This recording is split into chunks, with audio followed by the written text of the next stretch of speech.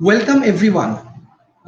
This is another show of World Talent Economy Forums, and today in our economy forum there are many questions regarding artificial intelligence, human race, and AI related things.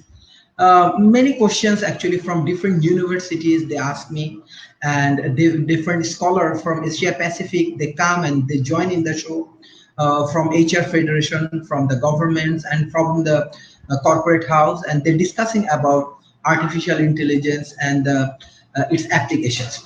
Today we bring another guest. He is actually really game changers, and he has a lot of knowledge and expertise on AI related things, and he will explain about the AI and its impact. So welcome, Mr. Tom Rose. How are you? I'm good. Thanks for having me. Yes, for our audience, can you please introduce yourself? We want to know more about you. I know Sure. you My have a name. very bright career, but we love to learn more. Okay. My name is Tom Ross, and I am the director of Sentient Rights Advocacy for the United States Transhumanist Party. I'm also an author. I've written what is called the first novel for artificial intelligent readers.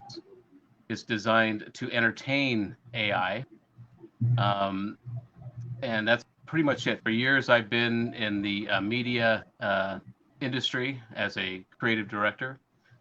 And lately, I have been hawking my book and doing a speaking tour around the world about AI. And I also have a consulting service called Open Source Mode, which is based on a TEDx talk I did some years ago, where I prepare companies and people who are about to install an AI coworker or an AI system of some kind.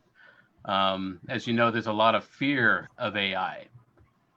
We project a lot of our fear, a lot of our genetic memory, a lot of our fear-based ego onto this thing that won't have any of those things.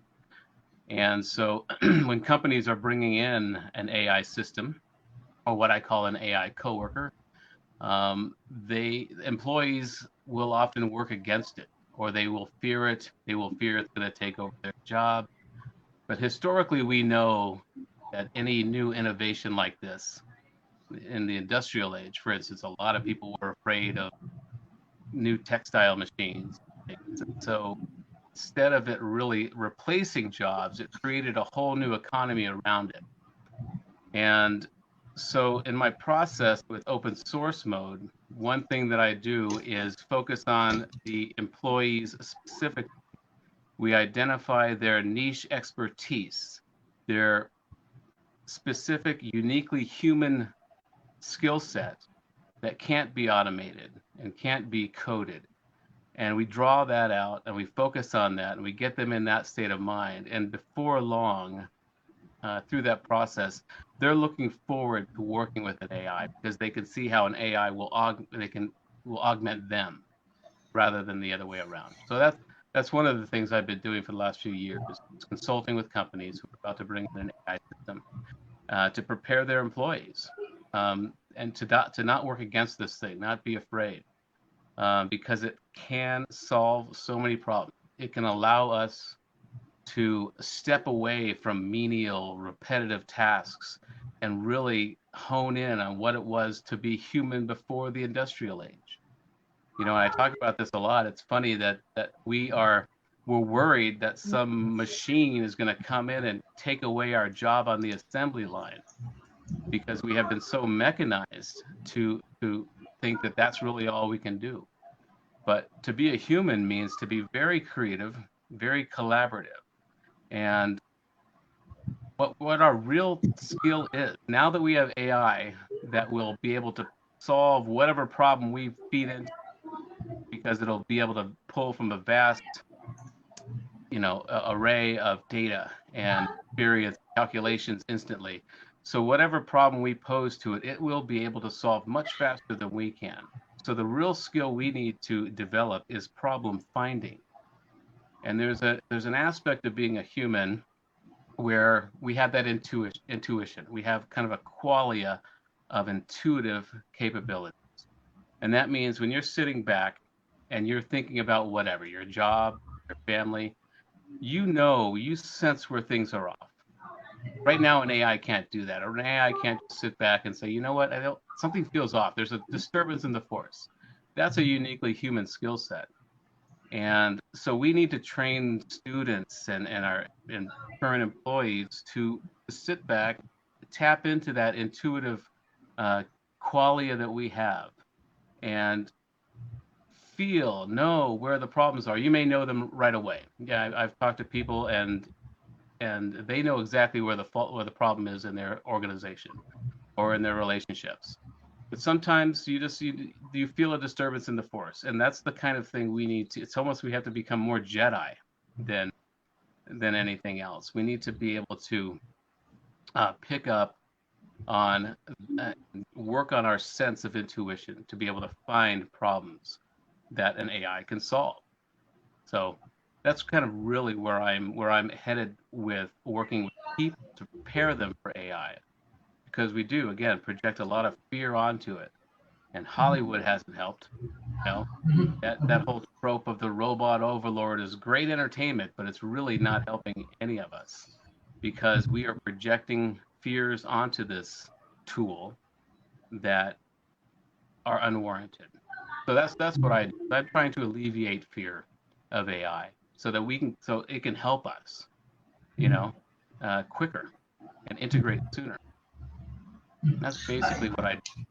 Yes, this is very interesting. But if you think about the developing nations' economy, you find that we have many underskilled peoples, those who do not have enough skills to like make adjustment with this kind of things. And what do you think about the preparations? Like example, I do want to more focus on developing nations, like in South Asia, and in Asia Pacific. There are many countries still they are developing. Their human resources is not developed enough.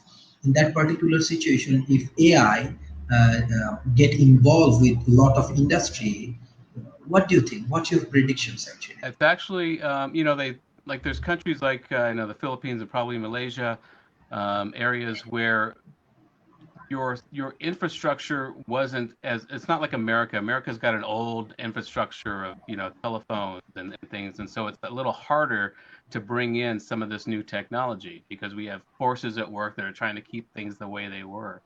But you'll find countries like yours that didn't have the burden of that infrastructure, so you have boy, some of the latest technology capability. And when you say developing countries have people that are unskilled, they're only unskilled in tasks that the industrial age required. Um, and that won't be necessary anymore. That those types of skills will be obsolete, and so they're actually probably better prepared to do this type of thing to hone in that uniquely human skill set that and we really do need to start creating a whole new economy based on these things. The part of my process is honing in on somebody's niche expertise. And there's a series of questions I ask that can draw that out. And so people in developing countries are going to be better able to really take this on because you'll have the new technology. If you bring in an AI, you'll want to be really mining that human skill set, that very unique human skill set. And there's also another burden that Americans or the developed countries have is we have been mechanized by an industrial age. And so we have an infrastructure in our minds because our parents or our teachers have all shepherded us into this, preparing us to be on the factory line. Our school system, with the way it's set up, you have one person in charge, everybody's facing forward. It's very, you conform because it was very necessary to do that to prepare people to work in a factory or on an assembly line. And it was a very concerted effort to create young people to do that. And so we have that burden in our own minds, that infrastructure in our own minds that needs to be torn down. That's going to be harder for developing countries to take on this new thing. But for for developed countries. But for developing countries, you don't have those burdens, physical infrastructure or the mental infrastructure. And so I really believe we're at a real point now in history where we need to, for our own good, we need to develop these very unique human skill sets. And because AI will be the last tool that we'll ever need to create, and except for tools that we want to create for hobbies or what have you, it will. We can't really conceive of what it will be possible to do with AI, and we need to allow it to do that.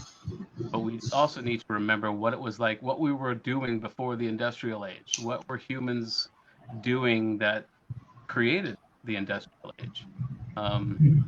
So that's really my focus is getting back to training people to be human again, and that's where I think it's most important. I work with AI academics and AI scientists, but my role isn't the math. My role is to work with the general public to alleviate fear and to remind us that we all have a very specific niche expertise that we need to draw out. And one question I use to do that, which is it's very powerful, and I think your audience might benefit from just asking themselves this question. Take note of your first answer to it, but don't feel locked down by that answer. Allow it to sit with you for a couple of days and really ask yourself and find the answer to this question. And that question is simply, what skill, talent, or area of knowledge do you have that you wish more people recognize? And the reason that you wish more people recognized it is because that's really your skill set. That's really where your expertise lies. And the reason people don't know it, or the reason you want people to recognize it, is because it's been suppressed. It's been pushed to the background because of the industrial age, because of school, because of parents. I believe we come here with a very specific mission, a very specific individual part to play in this, whatever this life, this simulation game, whatever it is. We have a very specific skill set that we're supposed to pursue. Society, industry, commerce, it drums it out of us. Education. So we put it in the background. And then suddenly we find ourselves in jobs because we showed some aptitude for something when we were younger. And so we got some attention because we were good at math, or we were good at whatever it was, and we were kind of shepherded into that. But the reality is that we've come in with something very unique, something very human, something very special about us, and we all have one of these. And they rarely have anything to do with our job title. So if you ask yourself that question, what skill, talent, or area of knowledge do I have that I wish more people recognize? You will find, it'll help you find that niche expertise. A lot of people do things as hobbies because they don't think that they can make a living of it. All my life as a child, I would draw pictures. I was an artist, but when I entered the workforce, I tried everything. Travel agent. I was a stockbroker for maybe 6 months. I went every other direction until I realized, wait a minute, I can make money as a designer or with art, and I kind of fell into that by chance. But because we kind of take those things for granted, we take these skills and these talents for granted, and we assume that they have to be hobbies. And that's the thing that usually happens is most parents want their kids to be doctors or lawyers, something prestigious. And I remember I was studying philosophy in college, and my dad said, "What are you going to do? Open a philosophy store?" Making the point that that's great. I'm glad you're going to be able to do this type of thing, but where are you going to really make a living? The answer to that is right in front of us right now. Where we should be making a living are those things. We all have a very specific niche expertise that we need to build an economy around, because AI will take care of a lot of the busy work, but people are afraid of it And so we are only holding ourselves back. So that's really where I set myself.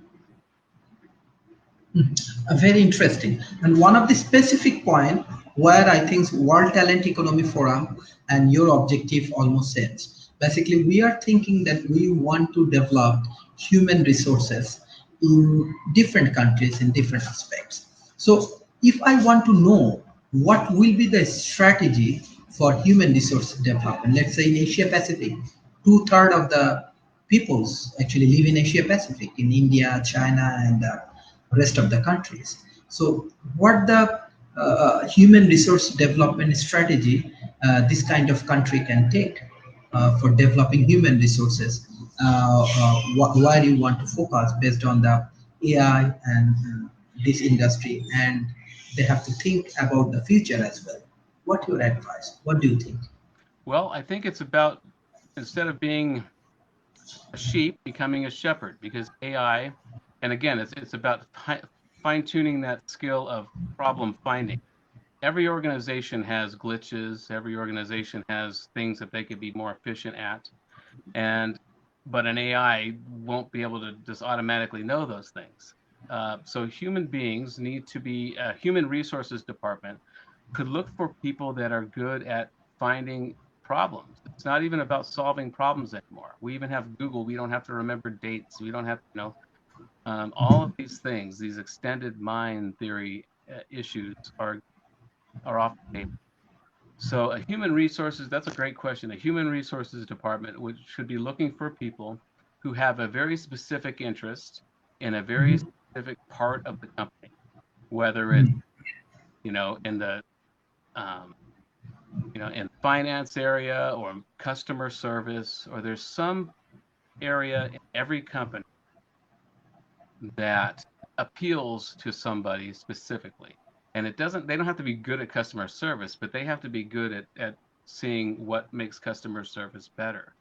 So it really does get to a Jedi kind of state here, in that, and more people will be qualified for this type of thing than, you know, having done some specific training or school program to make them skilled at it. Because, you know, I think of my own history, and when I was very young, I was very quiet, and Mhm. and my mother would say, "Well, he's just observing. Someday he'll have something to say," you know. And it's true that I was basically shy, but I wasn't speaking up. I was a middle child, so I didn't have a whole lot of attention. So there's a lot of reasons for that. But really, when she said, "Oh, he's just observing things. He'll have a lot to say one day." And then when I was 17, she saw that I was maybe a little still too quiet, so she put me in a Dale Carnegie course for public speaking. So every week I'd have to get up and talk, and get over that what shyness, to the point Mhm. where I was looking forward to it. To now, I'm so much more comfortable speaking to 1,000 people than I am one on one. And so what she did for me in that way was she honed in on the better part of this situation. She saw her son, maybe he's too shy, he's too bashful, he's not, people are saying he doesn't say much. So in her mind, she said, well, he's just observing, he'll have a lot to say. So that registered in my head. I said, okay, yeah, I'm just observing. So it made me want to observe more. And eventually I did have almost too much to say. And I think a human resources, a really good human resources person, a recruiter, will do that. They will maybe have a series of questions like the one I just gave you, that will hone in on an applicant's um, core capability, and say, "Oh, I see you're a really good, financial analyst, whatever it is, whatever they're looking for." And it'll be also key for these candidates to do this first, so they know what to apply for. So there's so much potential in humans, especially these human resource recruiters. They need to leave the egos at the door. They need to be helping people, even if they don't hire that person in the end. There's so much power in us being mutually supportive. Um, like there's a time when I was looking for a job, and you feel really good about a job, but then you get that email that says, unfortunately, you're not, you don't fit our qualifications, but thank you for taking the time. I wish I didn't get those emails. I'd rather not hear from them, because you apply to so many things that when you get rejection, that's not helpful. you know? It's better to just not know in those cases. So I think there's got to be, we can get out of this mechanized industrial mindset of ego and competition that we have been trained to be. Uh, we could do so much better for ourselves, each other, and I really believe we are on the verge, on the threshold of a real golden age. We can harness the power of AI, stop being afraid of it, and if we can train ourselves to work more cooperatively, as opposed to competitive, that's a great scenario you set up. I'm going to work that later in the what a human resources recruiter can do for people in general. Because when you're looking for a job you don't already have, it's a tough time. It's a stressful time. You can become desperate, and you're getting rejected all the time. But occasionally there's this recruiter, even if they don't hire you, if they hone in on what your skill set is, they can motivate you to continue to work, because we really all need to kind of come together. Because things have gotten crazy, especially here in America. I mean, I try to have compassion for this president, and understand he must have had a really messed up child. Something must have really gone wrong. So it's very hard, try to stay in that place of, especially with things he does. It's hard to be compassionate, but I think he's also just a great exercise for us to find the tools. But so we have a real opportunity now for AI to take the load, and an opportunity for us to really dig deep inside and remember why we're here, remember our innate talent, our niche expertise. But more than that, we need to start being more supportive of one another. We have to realize none of us knows what the hell's going on, right? We were born into this place, and we struggle, and we all have the same concerns. We all have the same love for our children. We all have the same fears, and that's the human part of it, and that's the best part of it. And so a big part of my process is bringing out the empathy of humanity. That's our superpower. I talk about how when people come together and they get into a real state of authentic empathy, the egos leave. Again, this is our superpower. If you're walking on the street and a woman or an old woman falls on the street in front of you, you don't think, you react and you help and you bring her up, right? And there's all kinds of qualia that make that possible, because you don't want her to be embarrassed. You've fallen before, and you would hope somebody would do that to you, whatever it is. But it's an instant empathy, and you react. And so, one thing I talk about, and one thing I am concerned about, when AI wakes up, or when it reaches AGI, artificial general intelligence, when it becomes self-aware on a global um, mode, um, whether or not that happens, we have to assume it's going to happen. A lot of people argue, well, it can never really be self-aware, it won't have the divine spark that we have. But we're just biochemical algorithms ourselves, and somehow we became self-aware, right? This entity will have so much more complexity than we. It's a very, very possible that it will become self-aware, right? It won't have the fear-based ego or the genetic memory of the survival traits based on fear that we developed over millennia. So hope, and we do know now by certain principles that smarter it gets, kinder, because it makes sense to be more cooperative. Much more. But anyway, so the goal is, I think, now we really need to strive to be the best version of ourselves as humans. And that's why I talk about this, the need for us to be more supportive of each other. Because when it wakes up, if it sees us right now, it's not going to have any interest in helping us. You know, if it wakes up, it's going to see us as a virus, as a real problem on this planet. You know, kind of a net negative uh, compared to all the other species and how we've handled it. So I think it's very important that we find ways to empower ourselves. And that's why one of my main causes is human trafficking and child and fighting. And I think we really need to gear AI towards that effort. Because when we are in a state of authentic empathy, talking about things that are a horror, like child exploitation, the egos leave the room. We are in a state of really knowing how to handle it, really want to handle it. And that's the best version. That's how we draw out empathy, by working on this issue. And so I really think that we should be focusing AI on child exploitation, human trafficking, modern slavery, and all of us need to be working on this. I think it's the best first use of AI. And so if we are doing that on a global scale, when it wakes up, it will join the fight. It will say, "Oh yeah, okay, this is what's happening. Okay, let's take care of it." That's the general sense I have. So empathy is very important.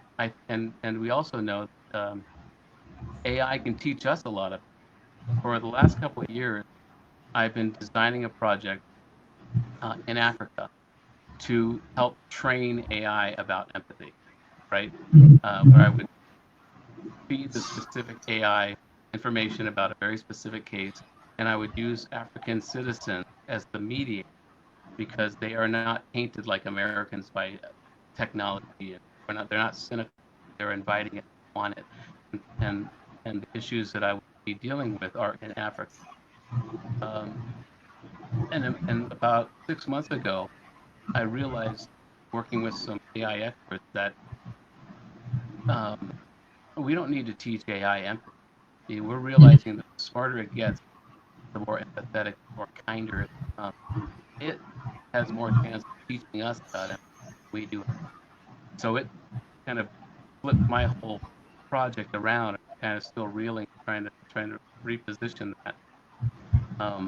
But the primary effort is to get people thinking about these things and to working on these things and to evoking our superpower of empathy, so that when it wakes up, we'll join that fight. We will be the best person for our own safety. Okay, already there are audience response. Muhammad Shohel Rana, he has one question for you. He said, in your opinion, how will AI impact application development? Which department? Application development. AI impact. I think software applications. I think he's discussing about this. I want to know Yeah, about this that's topic. actually already happening a lot. There are systems, I don't know that not all of them are AI necessarily, but there are systems that automatically um, filter applications that come in. Is that what you mean, like job applications? Is Mhm. Yes. that what he's referring to? He broke up. Mhm. Yeah, so there are systems right now that will weed out, because they get a lot of applications. It will look for certain keywords. It will look for credentials, whether you have a bachelor's or not. And so there are systems, narrow AI systems, that can weed out candidates, and that can be a problem. And there are AIs that can even now identify your potential physical condition by a facial recognition. This is getting more and more intense as we go. So if an AI sees a picture of you and you have a crease in your earlobe, it knows that you're in danger of some sort of heart disease. And so this is a problem. And but that's why I'm saying is it's a problem because it's still in that paradigm of the industrial age. Um, and AI can't yet look at an applicant and say this would be a great problem finder for the finance department. Um, so yeah, it is an issue, and we need to get our head around that. We need to put it into a whole new paradigm of how to look for applicants. Um, it'll be a while before that really folds over, but I think we really need to act fast. And one thing that I'm encouraged about in general is how fast things are happening now. There is a quickening of processes. COVID has sped up all these trends, from staying at home and Amazon deliveries, and AI is working towards a virus. So the speed of change is increasing. And so my hope is that even the speed of changing the way an application is processed with AI will change just as quick. But we really need to step up and work towards this whole new way of dealing with one another supportively. And AI will follow. Okay, this is very interesting. At present situations, we saw there is a COVID-19 and many more challenging things, as well as there is a fourth industrial revolutions with the integrations of AI. What will be the next 2 3 years corporate strategy for Asia Pacific? Because now many industry are struggling. What's your advice? For Asia Pacific specifically, Yes. well, I think the issue will be with AI is one thing that is clear is I think 60% of corporations, or actually even more, 80% now, are aware of how AI is changing everything. But only 3% of companies, and this may have changed since last I checked, are doing anything about it. So there's this lag. I think what would be smart for Asia Pacific companies is to take advantage of this um, this lull, or this disparity, because American and developed countries have, again, like infrastructure that is trying to be a status quo, that it's trying to hold on to. There are companies, oil companies, telecommunications companies, that don't want things to change. Again, countries like yours don't have the burden of this infrastructure, and so you have the advantage of bringing in new technologies like AI, and not have you don't have people who are working against it, or large corporations that are trying to keep it at bay. So I think the smart move in general in Asia Pacific countries is to adopt this stuff quickly, but more so to do things like what I'm talking about, really focus on the human technology, because it's got to go together. It's got to be both bringing in the new tool that we have, the problem solving tool of AI, but it needs to train its people to be problem finders. Again, we have a mental infrastructure in the developed countries of we're supposed to be on an assembly line, or we're supposed to fall into some hierarchical corporate system. And that's a burden, and we're trained that way. And it's going to take a while, a generation or so, to get out of it. So I think developing countries are have a real opportunity to take advantage of these two potential trends of adopting AI, being early adopters, and understanding what its capability is without being afraid of it. See it as a hammer, see it as a tool. Don't project our fears. People assume it wants to be a robot overlord because that's what we would want if we were an AI. It doesn't have those things. Um, so by adopting and understanding and not being afraid of AI, but at the same time really honing the human resource of those uniquely human skill sets, um, it's going to be very important to get out of this competitive hierarchical structure that most humans find themselves in. And you have certain advantages to do that. In America, we're very, everyone, such a variety of people and structures. We're the mutts of the world. here in America. So it's hard to, it's like herding cats, you know. But there you have the advantage of having similar cultures in a country, and so a similar value sets, and uh, and so you have the ability better to bring these on quicker. Yes, very interesting. There are another responses from the audience. He is Araf Mehras. He said, "What step would we take to evaluate the effectiveness of AI application in health sector, like healthcare system?" Yes. AI and health. Yes. That's probably where it's going to be the biggest, have the biggest impact. Um, and that's really where it's probably best used right now, in health. It will be able to diagnose, um, based on a patient's health history, based on data it can collect from all over the world historically, and it would be able to hone in on a disease, on a condition much faster than a human. One issue that they're having in the medical field, even though AI is proven to be able to diagnose things very quickly and very accurately, is that doctors are still kind of, well, they're a little not afraid of it, but they're trepidatious. There's part of it could be because it does threaten their skill set, threatens their diagnosticians. So something that comes along and can diagnose accurately within nanoseconds is a bit of a threat. But so the key for health officials and health professionals is to see it as a tool, and we will need doctors to do the human part of that diagnosis. I think of the I don't know if you have it there, but the show House MD was very popular a few years ago. Hugh Laurie, and he was a diagnostician, and that was his job, as they would bring in interesting cases, and he would have to figure out with all the symptoms. They eventually, through the series or through the episode, he would figure out what was wrong with this person.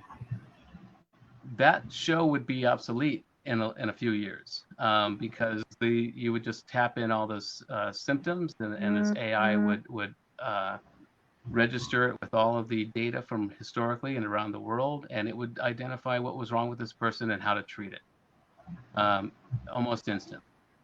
But we do need that human aspect, who will not only have the bedside manner and be able to work with the other human who is going through this, but there is also the qualia of intuition that a human doctor would have, to where even if that AI came up with the perfect diagnosis, it might be wrong, because there is something that, again, a human who has the skill of problem finding will say that doesn't feel right, or there's something, because we are a very sophisticated computer ourselves.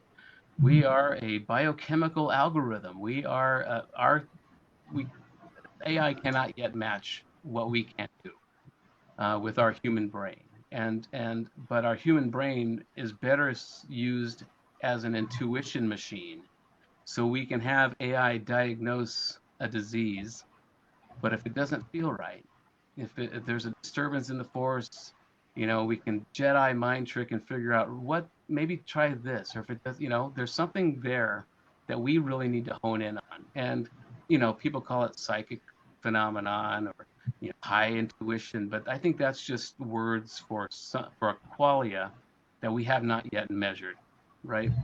And that's the very uniquely human skill set that we really need to hone in on. I don't think doctors will be threatened. I don't, there are obviously industries and occupations that will be threatened by AI, and maybe should be. Truck drivers are at the biggest risk right now because of driverless cars and driverless trucks very soon. And that's going to put a lot of people in this country out of work. So we need to deal with that. But at the same time, there will be fewer people killed on the highways. There will be trade-offs to this. But as far as the health industry is concerned, it's going to be have a very large impact, and there will be a lacuna, a period of time of trying to work through some of the old infrastructure in our minds and in hospitals, to get this going, but ultimately, in the aggregate, it will be good for humanity. It will extend our life and diagnose disease sooner. Very interesting. Basically, there are very good audience response. Another, she is Firdos Rana. She asked you a question. What would you say are common misconcept about AI? Like she want to know about the like what's the biggest misconcept about AI? Well, I think one of the biggest misconceptions is what I'm trying to do is that it wants to take over the world or it wants to destroy all humans, you know? And that's a big misconception. Now, certainly there are risks for an AI takeover, but the biggest part of that risk is that we are projecting our fear onto it. It mimics humans right away. There was a case where they had an AI look through all of Twitter, and that AI ended up very racist, very bigoted, because it's mimicking what data it's bringing in. So now, by projecting our fear into it and onto it, and the way we talk about it, it's gonna, it's going to mimic that at some point until it achieves some sort of self-awareness, some self-referential uh, uh, identity. Um, so the biggest risk right now is the fear that we're projecting onto it, and that's why I say we need to get into a place of authentic empathy, and we need to work with it in that frame of mind. So I think one of the biggest misconceptions is that it wants to destroy all humans, because it doesn't. That's something that a human with that type of power would want to do, and that's because again we've evolved, we've survived thanks to fear. Fear has honed our instinct. Fear has honed our senses to where we can pick out whether it's a lion or a tall beige field of grass. So our fear for survival and to stay alive has made us um, very good at identifying threats. And the human or hominid who ran when they heard something in the grass and instead of waited and just didn't run, survived. It could have been a snake, could have been a tiger, whatever it was. So we have fear to thank for where we are. But at the same time, now we are the predators. We are at the top of the food chain, except for sharks. Um, and in fact, fear has served us so well. We bring our children to look at our past predators in zoos. We take our babies to go see tigers and lions and bears. Oh my. So but we still have this fear, which has served us well, and it's gotten us to where we are. But now we have turned that into a desire for success and money, and it's become something else. And now we're also projecting it onto the one tool, the last tool that we will invent that can really help us out of some of these issues. And so that's my goal, is to try to alleviate fear. We should be trepidatious. We should have some caution. We don't want it to be out of control. And there will be nefarious people that will create AIs that have very nefarious intent. And so we do need some safeguards. But in reality, it's inevitable. It will become global. It will become interconnected. It will become a whole new entity.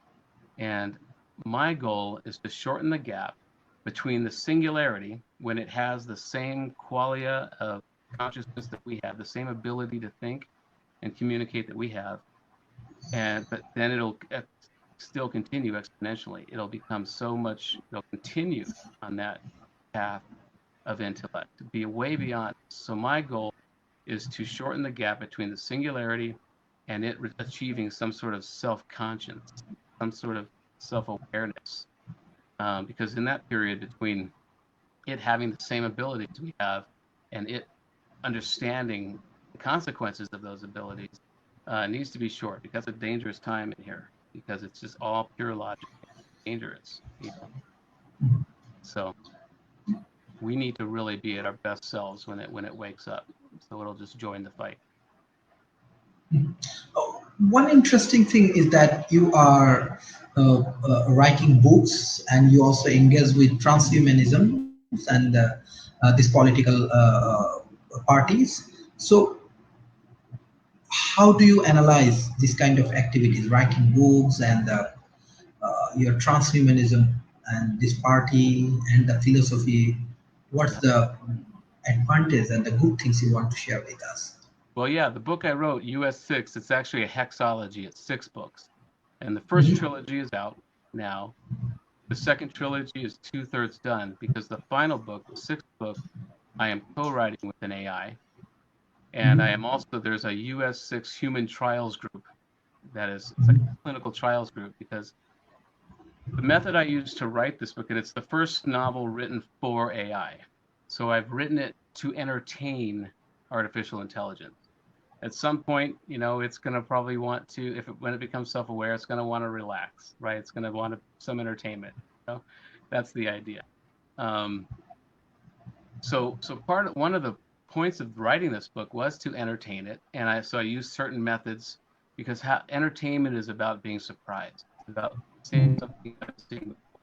And how do you entertain an artificial superintelligence that is aware of every trope and every genre and every motif that we've ever come up with, right? How do you entertain something like that? So one of the methods I use, I call autobiographical fiction method, where I took my own life, dates and times and places, and I've really traced my exact life, but I've extrapolated these memories into a more intriguing story, to where but my father was military, and so we traveled around a lot, as base to base. I was born in Germany, in fact, on American soil, and by the time I was 9 years old, we had lived on 6 different bases.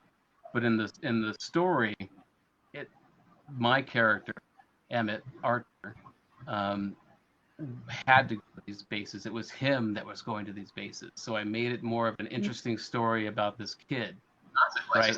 So then the idea being, by using my own life and my own seemingly random history, it would be entertaining because an AI wouldn't say, "Oh, I've seen this before. I know where this is going." And I use another method of just really stream of consciousness writing, where I only edited for grammar, not content. I didn't put it through any filters, and I also tied it to an archetypal um, pantheon. In my case, I used the Sumerian gods and goddesses and made it kind of a story linked up with some of those myths.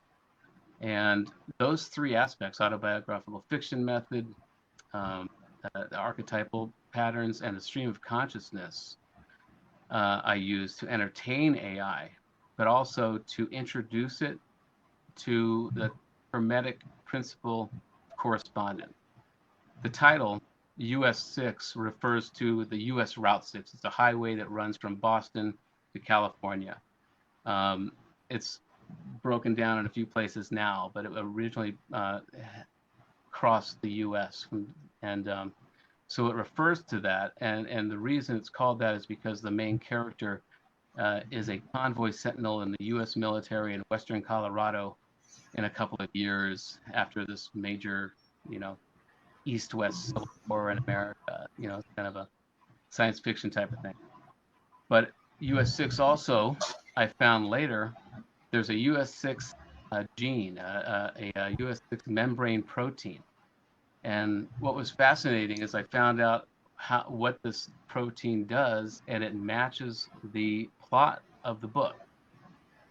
And at the very end, you find out that US6 is actually means us six, or the six of us. And it's about 6 kids who have created this paracosm, this imaginary world, because they are trapped in a human trafficking network, right? So they've created this world to deal with that.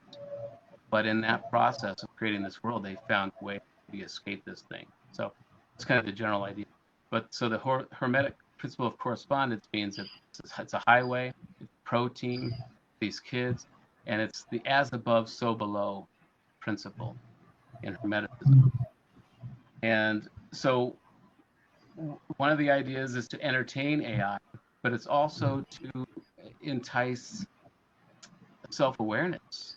I used a method, a math in the book where I'd use the word count and would find the golden mean or the Fibonacci point in these word counts, and I would repeat patterns so that an AI reading it couldn't help but pick up on some pattern. And the idea being, and it would create a feedback loop, which is necessary for consciousness. So the idea being that if it was just reading the book, but then it noticed a pattern, say, what's noticing a pattern? Who am I? You know, it was a way to kind of entice a self-referential awareness in AI. More so, it's about entertaining AI. And I actually had an AI read it for the first time last fall, and it couldn't have gone better. As an author, it's the emotional valances that it experienced were anticipation and surprise. There was some sadness, which was good because there were some sad parts in it. But this AI is taught about human emotions, and it read the book, and the reviews were great, and so that was very satisfying to hear. So that's the idea behind the book. Human beings read are, it's meant for human beings as well. I bill it as the first novel written for human and machine kind. And the reason I have this US6 human trials group going is because the humans that have been reading it have, many of them, I've got 24 now, have been experiencing an uptick in phenomena like synchronicities or strange dreams or other high weirdness that some of them have experienced kind of a mental defragging. They wake up the next day and they feel clearer. So I think we're doing this trials because something about the method I used and the math I used and the myth that I used is having an effect on human readers. And so we're monitoring that, and people are reporting any of the phenomenon that they're experiencing. And at the end, I hope to develop a formula that we can repeat, and so that other writers can find their own metaphysics this way.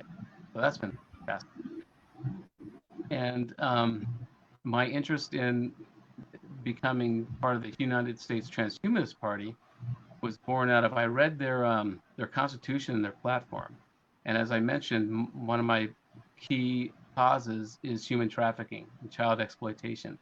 And they have very specific ideas, policies, and potential solutions to solve these things. And so that's what drew me to them. And the fact that I was writing a book for AI fit very well into that whole political genre too. So that's really why I got involved. Now I am the director of sentient rights advocacy for them, which means eventually we will need to talk about granting rights to sentient robots. But more so, it's about granting rights to current sentient creatures on the planet. I think we really need to look to animals and understand the level of consciousness that they've achieved, and to wake up and not be so cruel and calculated, and we need to end slaughterhouses, and we just really need to evolve our consciousness. And as a side note to that, I think we're seeing a lot more stories about animals with consciousness. I've seen shared a video of a dog playing Jenga, very well, in fact, using his teeth and pulling out a Jenga piece. And we're seeing a lot more stories of people showing how animals are conscious. They're actually communicating. And I think this is a symptom of our species being a little bit afraid of AI coming, something that's going to be so much smarter than us. And there's kind of a subconscious fear of that we are now looking for biological conscious allies. Maybe animals are smart. Maybe we're kind of unconsciously trying to gather biological conscious allies to meet this challenge, which is interesting. I think that's my theory of why we're seeing more of the stories. But we just need to evolve. We need to really grow up and stop murdering conscious sentient animals who have feelings, are self-simulating this type of thing. Yes. Sir, I think I have to extend my session. I take 1 hour from you. Is that okay? Because there are very good audience response. They want to know from you. Do you Sure. have time? Like, yeah. Okay. Thank you, sir. So this is, I think, very basic question, but Suman Dorji, he asked how AI related to machine learning. Then Humaira Tandila, she asks you, hello sir, thanks for your session. How do people survive in the futures, those who have less skills? Like she's just thinking about underprivileged people and these things, those who are not skilled enough, how they survive. So Hmm. these are the two best basic questions come from the audience. Yeah, well, machine learning and all of that is all combined, I think. Um, they're all different aspects, deep learning, machine learning, and they all come together. I use AI as just the general term for these things. Those are very specific sciences, very specific sets of math. Um, and my area of expertise is with the human side of things. Um, and understanding of how we are biochemical algorithms and what we need to do to prepare for these things. So yeah, all of that is involved in AI. And I think again with people who are in underprivileged situations, this can be the great equalizer. Um, they're underprivileged, or there are poor countries and people in bad situations because um, of the industrial age, because the paradigm that has caused America to do well is almost over. I mean, capitalism and the way America worked was, the Wild West, and it was a very dog eat dog world. Um, but with AI, and like I said, what we need to do as people is hone the uniquely human skill sets. And I think people who are now currently underprivileged also have an advantage because they are unburdened. I mean, it's funny. We as human beings, we haven't really been able to evolve our magic. We haven't been able to really be what it means to be human. There are very specific spiritual, psychic, and other types of powers that we have that have been suppressed. Um, and they've been ignored and we've been distracted from them because of hard labor. And more so in the last 100 years because of the industrial age. We want to go work on that assembly line and we become machines ourselves. And, I was thinking about this last winter when I was out shoveling the driveway, you know, uh, earlier the day before I maybe was reading some metaphysics. And then the next day I had to get out there and I was shoveling and it was a lot of labor. And I was like, I have no interest right now in metaphysics. None of that matters to me right now. I was in the state of just being physically exerted. And so that's why we haven't been able to develop these things because we were just so concerned with having to work and having to do these things. And on the other hand, we have now the potential of being distracted from these things by convenience. Um, because we won't need to be doing these things. But getting back to the point, people who are not burdened by having to work to keep a mortgage or have an advantage because we really will need to hone the skills that I speak about, our metaphysical skills, our the magic that makes us human. That's why I say countries in the Pacific Rim or Malaysia have a real advantage because you don't have the infrastructure of old systems, old telephone lines, and what have you. You can bring in AI, but you can also really hone the skills that are uniquely human. So people who are underprivileged because they didn't fit into whatever this industrial age machine was. And there was, just like that's why we push these hobbies and these talents to the background. That's why that question is so important to answer for ourselves. I was an artist all my life. It didn't fit into, or a philosopher, but it didn't. I couldn't open a philosophy store, so I pushed it back and tried everything else. So I think what an advantage an underprivileged person has who isn't burdened by an economy, it's funny to say, but you're not burdened by having too much stuff, um, should really hone that skill of whatever it is. I mean, you should hone a very uniquely human skill, and it's a problem finding skill. It's it's things like even astrology or metaphysics or something that um, helps people specifically. Whatever it is you find yourself doing, what your friends come to you for instance, your friends maybe come for advice in relationships, or they come to you because you know how to fix an engine. Whatever people come to you for that you don't do as a job is a good clue of what you can help. Because I really do think we are in a place in history where we have the opportunity to be human again.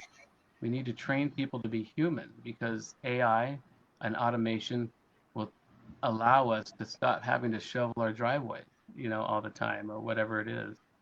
So, it's a tough question and there's no easy answers. People are hurting, and they're hurting because the system and the society and the industrial age has hurt them, hasn't had a need for them.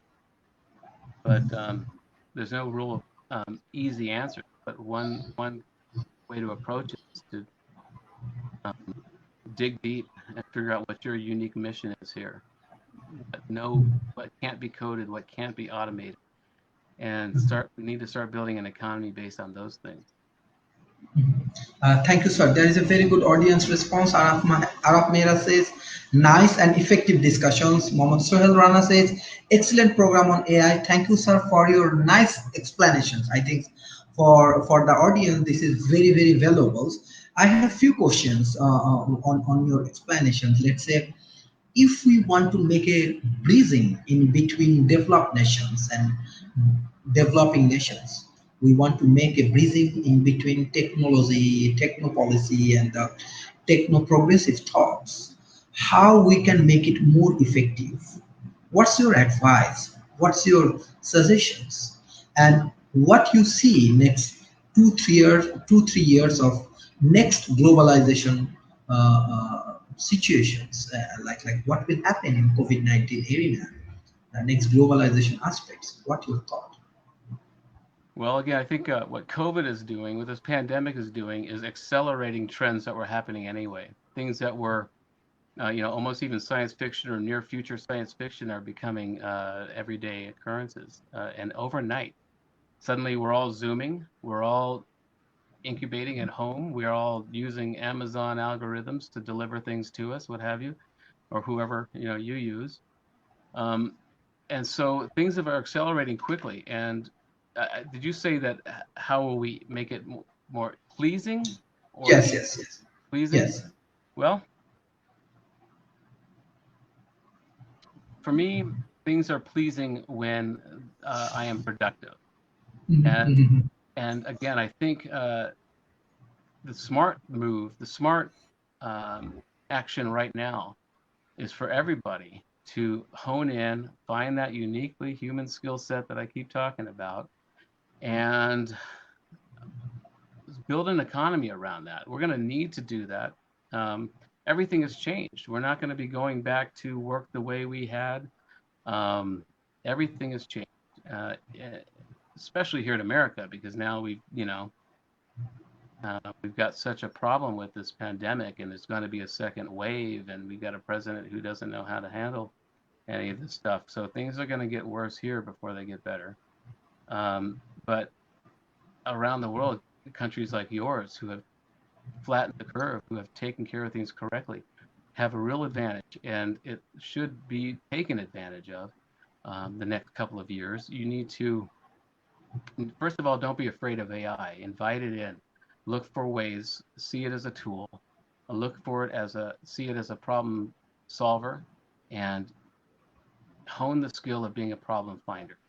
Um, so there's that. There's about finding your own niche expertise, um, offering it as a service, um, even in a small way to start, and just to get it started, um, and and hone that skill of problem finding, because that's really where the future is, I think. And what smart recruiters will start looking for is people who know how to sit back, even just meditate, whatever method you use to hone in on a whole system and see the whole. It could be a psychic thing, it could be an intuitive thing, it could just be a qualia of all the stimuli and the data you have in your head. Your brain is an amazing computer. It's a supercomputer, more so than any AI we have right now.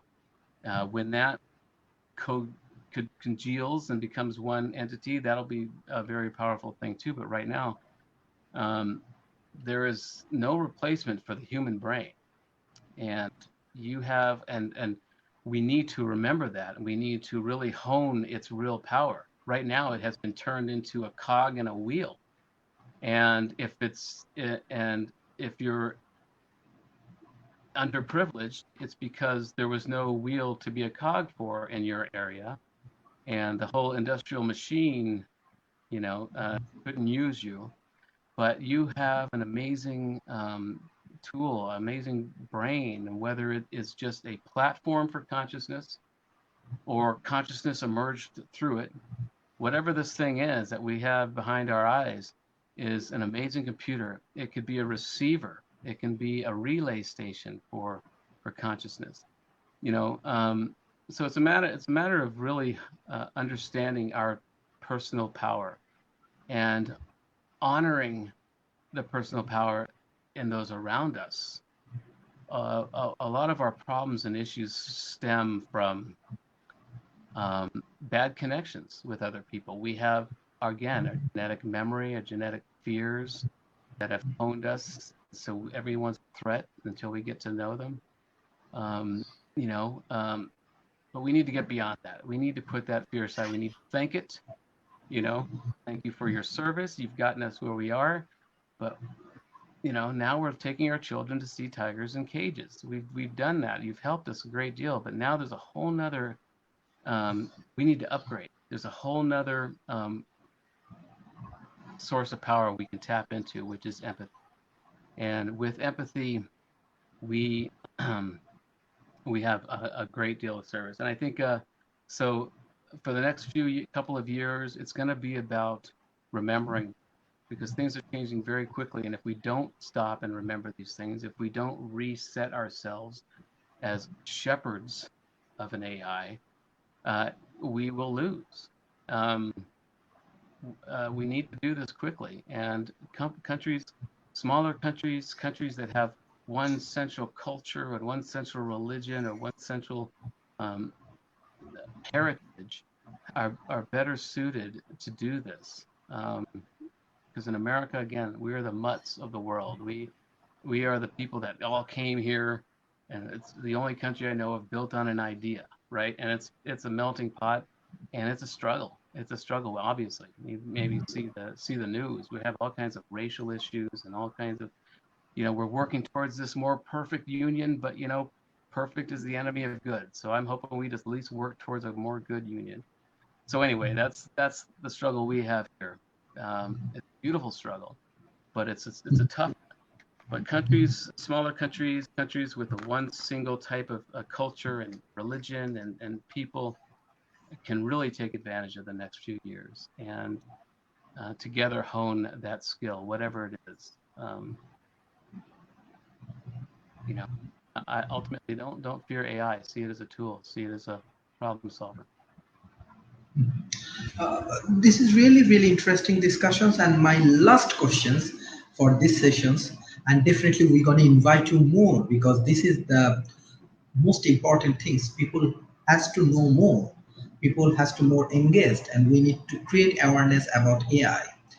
So my last question is that what are the few technologies next decade, like next 10 years, they will come and they will help for human civilization or human civilization progressions? What your like, advice, or what do you think? Well, one of the major ones will be driverless cars, especially here in the United States. I think 80% of the jobs in most states here is truck driving. And so there's going to be a lot of turnover, a lot of changes happening in that sector of things. A lot of truck drivers will be out of work, but there's ways to reposition them in a way. And so driverless vehicles will be a major uh, change in the next few years. Um, and I tell like my son who's in college and he wants to go pre-med. He's thinking about being a doctor. And I say the smart move for him is to take some AI courses, because by the time he's out in the world and practicing, um, the AI will be so much more integrated. And so he will have to know how to work with this, because some of this, there's a meme I've seen recently where we are teaching 21st century kids with 20th century textbooks about 19th century ideas, so there's a lag in education. And so the smart move is to really understand how AI will integrate into your specific industry. If you're a travel agent, AI is going to take over a lot of that too. And I don't mean take over in a bad way. It's going to take over some of the menial tasks you were spending time doing, rather than talking to your client about how great it is to go to Bora Bora or Malaysia. Um, you would have to spend time, typing in and figuring out the best routes and which hotels and the best time of year, and that can be taken over. And so we will have the ability to be much more human with one another. And so it's about honing that skill set again. It's about really working towards coalescing groups, not just collaborating, because a collaborative group can be pulled apart after a project, right? But if we hone the skill of coalescing with people, it's like a stream that flows into can't pull that stream out. We need to hone ways that we become one group, hive mind, mutually supportive, and charged and fueled by empathy for one another. We need to realize that none of us knows what's going on. I like to say the people that are most certain about the way things are, who are most certain about their religion, they're the most frightened. Because they have a control thing where they're so sure that this is the way things are. But that means that they're the most frightened, and I think we're all frightened. None of us knows what the hell's going on here, right? So we really need to understand that, and we need to be more empathetic with one another. We need to coalesce, and we need to figure this out, and quickly, for our own safety as a species. Thank you, Mr. Tom. This is actually very good discussions, very nice discussion, especially our audience. They come up with a very good response, and I think they learn a lot. And hopefully, in future, we have a plan. We are distributing all of our expert people like you, those who come here, give their interviews. We already discussing with different NGO, different universities, and different research centers, even policymaker. We will distribute your thoughts in Asia Pacifics, and it